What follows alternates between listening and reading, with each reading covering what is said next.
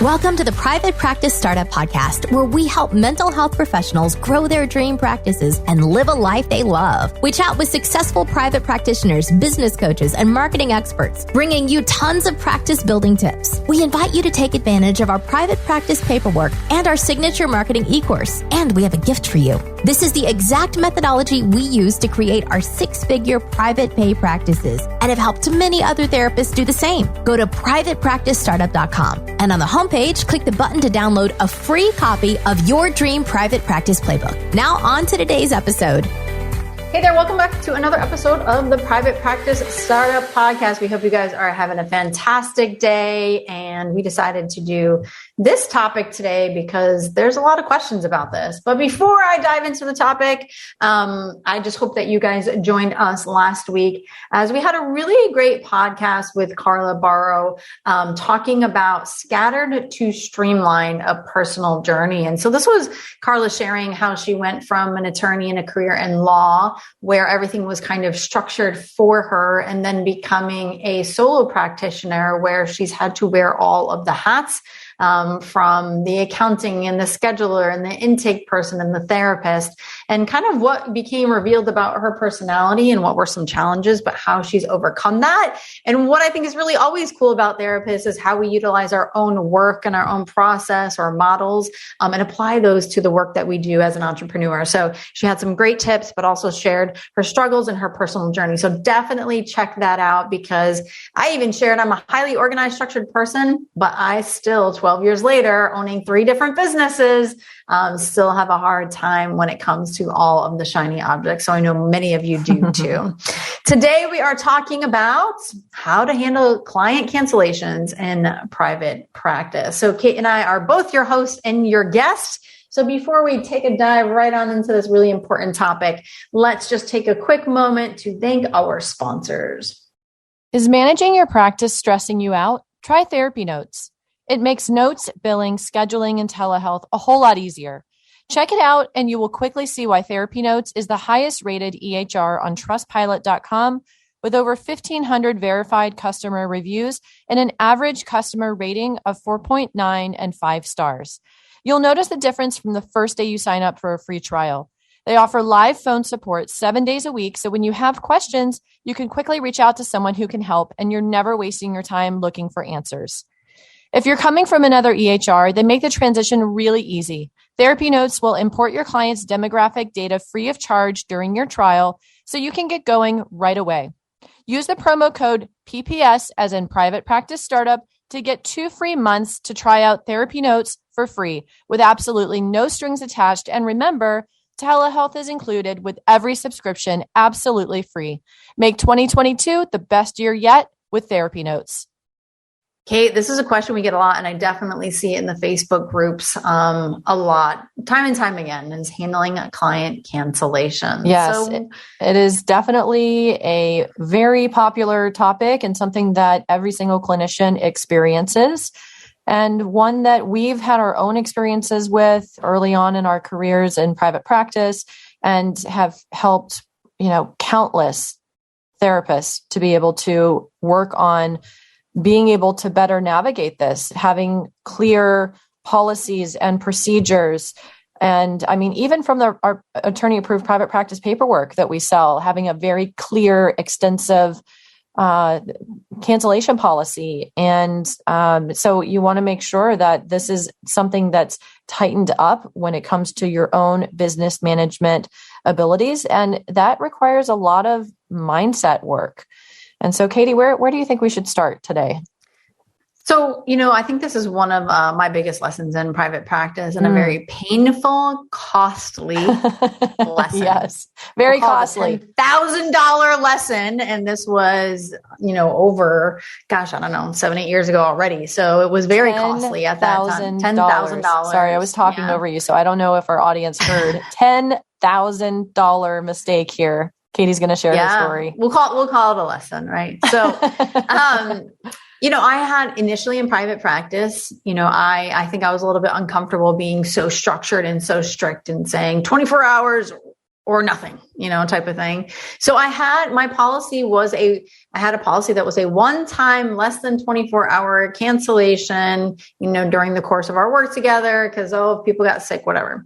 A freebie. So, a freebie. Yeah. So, like an attorney, they like subjective language so they can interpret the law the way that they want. This was very subjective. And because it was in writing and I talked about it and we signed about it, when people would just cancel, an hour before session, whether they were sick or not, I kind of had a hard time holding them accountable because, I wrote the damn policy. It felt very weird.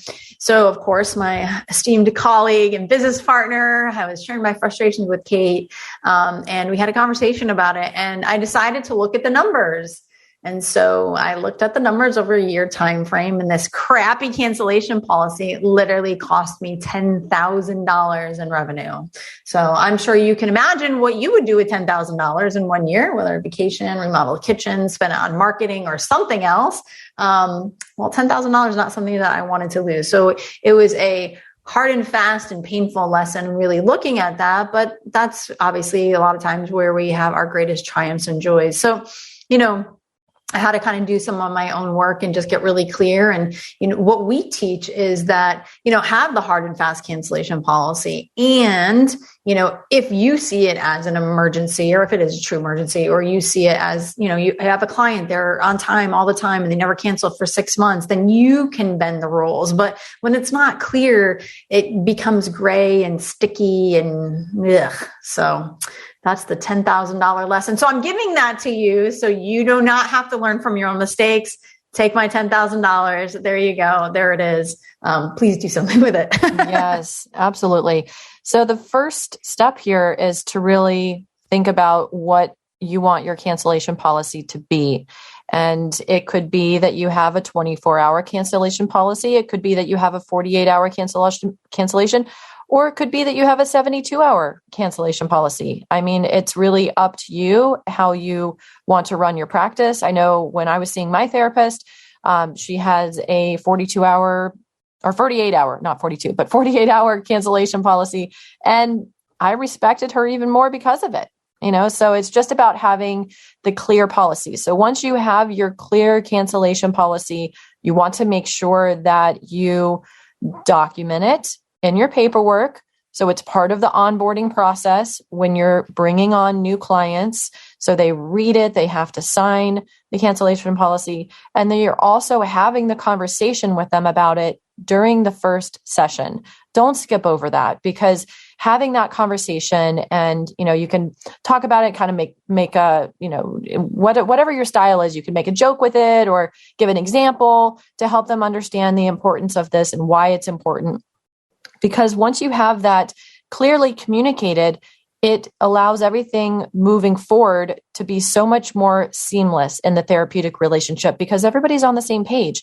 When, if it's not clearly communicated and a situation arises and you need to enforce the cancellation policy, or maybe they've no-showed and you need to charge them, if it wasn't clearly communicated, clearly understood, in these multiple different ways that you can actually prove that, hey, this is the cancellation policy that we talked about, then it can really muck up the therapeutic relationship.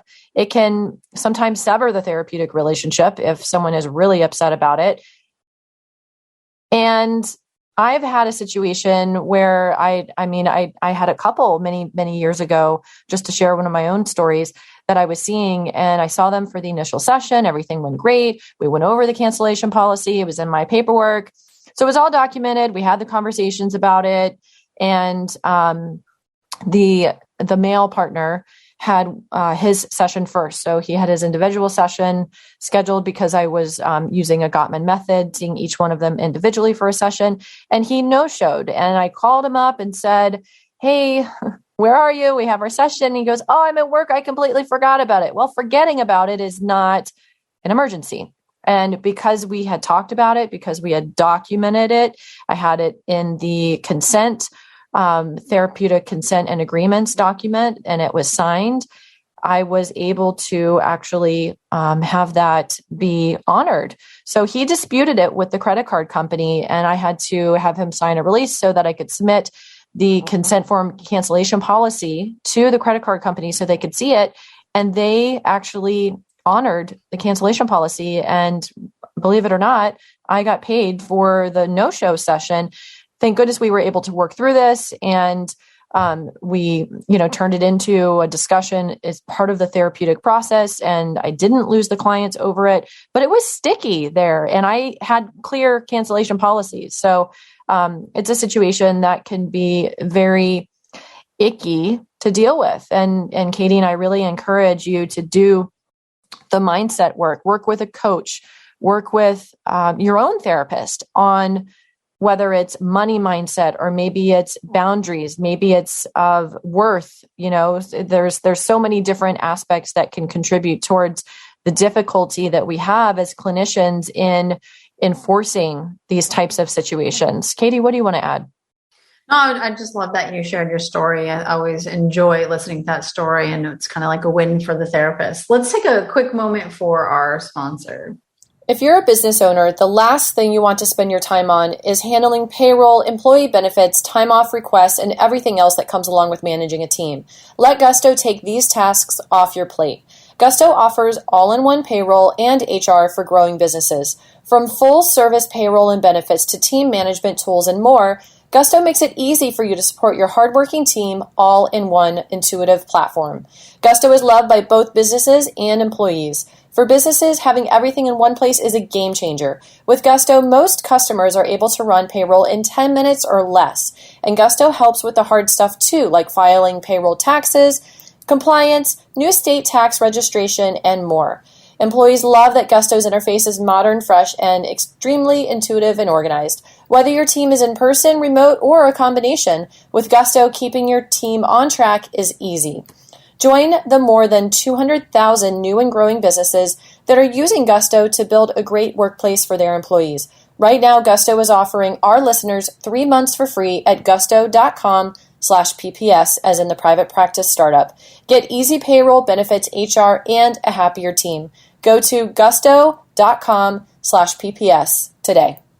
So it is so important. And one thing that's really important is also having that credit card authorization and having a credit card on file encrypted, so you can kind of take control of your session. And also too, it's part of your own process of how you communicate to your clients. Some therapists charge before, some they charge after. And one of the things that I think about, Kate, in your story is, before we were all fast tracked into telehealth, you and I were definitely doing telehealth before the pandemic. So in those cases where clients forget, but your policy is clear, you could state your policy, and you can also say, well, there's another option. We can hop on and save the session and do a telehealth session, right? But it's your choice. And so you're also giving them choice in the matter of, hey, this is your time, you're paying for it. What would you like to do, or how would you like to proceed? And then putting it back in their court. So I know for me and towards the later years, when I had a very clear cancellation policy, communicated it, signed off on it, et cetera, like a beautiful thing happened, right? And a lot of times clients would cancel and they would apologize and then say, I know you have to charge me, which then I didn't have to hold them accountable, because it was all communicated before. But then they'd say, I want to schedule another session. That's the ideal. But I think until you're clear with your policy, you communicate it, document it, have it signed off. And like Kate's saying, we'll talk a little bit about this, doing your own money mindset work and holding your boundaries. That doesn't happen, to that level, I guess, if you will. But it definitely takes time. And, unfortunately, as therapists, and I hope there's so many of you out there who have great money mindset, but we've just had so many negative messages in our industry specifically about therapists don't make money. You shouldn't do this for the money, et cetera, et cetera. You know what we're talking about. I know for me, coming in a private practice, I've had to do a lot of my own money mindset work and still do, for sure. And that was definitely something that came into play because you get the feel bads and, oh, well, this is a good client. And, should I do this? Should I not do this? But when it's clear and you're honoring yourself and your commitment, it gets easier. I guess I would ask you, for those of you who might be struggling with setting boundaries around your cancellation policy, I'm going to ask you this. So I want you to imagine that you've scheduled, 4 sessions back to back, and 2 of your kids are at home sick, and it took you a really long time to find a sitter to watch your kids, and you actually had to pay double because it was last minute. And you go into the office because you're committed to serving your clients, And lo and behold, your second and your third client cancels, and you don't have a clear cancellation policy. And you go in and now you're paying more for the sitter than you actually were making at work. How would you feel then? I had a situation happen with supervision. Even though I had a clear cancellation policy with supervision, I guess it wasn't as clear at the time, but I was doing group supervision, or no, I was doing individual supervision. So the days of individual supervision was 2 people for 2 hours, another 2 people for another 2 hours, another 2 people for another 2 hours on a Saturday, 6 hours. And 3 of my interns canceled, and it was 1 intern in each of those slots. So now I was going to have to stay 6 hours no matter what, where if I had time, I could put 2 together and decrease my day to 4 hours. I was so resentful and upset. But to me, I always look at, well, that's on me.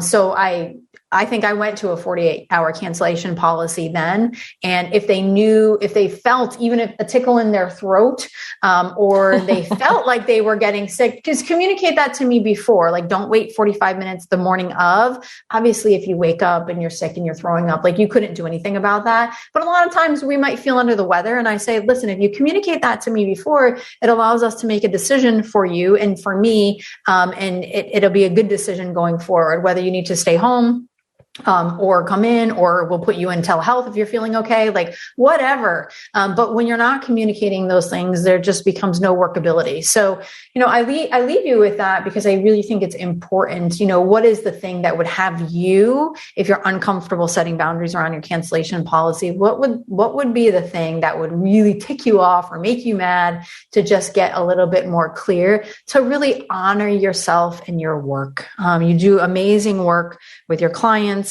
And it really deserves to be honored. So you can also practice the self-care that we talk about with our clients. Mm-hmm. So those are my thoughts. Kate, you have anything else to add in? Yeah, I think I just want to invite you to think about what gets in the way and really putting your finger on it. Is it money mindset? Is it scarcity? Are you afraid of losing the client and that your income depends on it and it puts all of this pressure?